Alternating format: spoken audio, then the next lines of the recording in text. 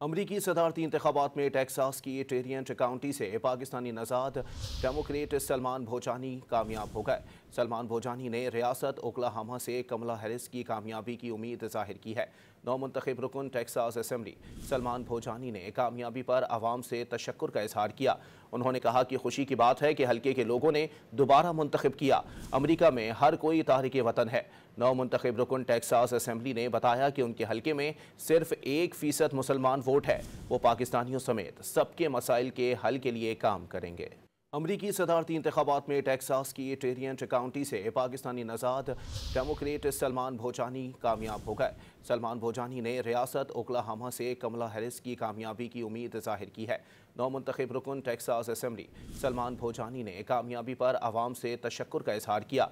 उन्होंने कहा कि खुशी की बात है कि हल्के के लोगों ने दोबारा मुंतखब किया। अमरीका में हर कोई तारिक वतन है।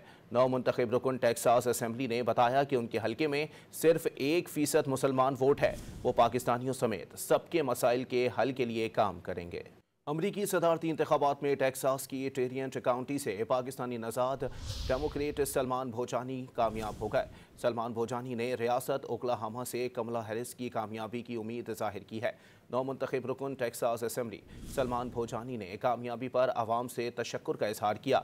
उन्होंने कहा कि खुशी की बात है कि हल्के के लोगों ने दोबारा मुंतखब किया। अमरीका में हर कोई तारिक वतन है।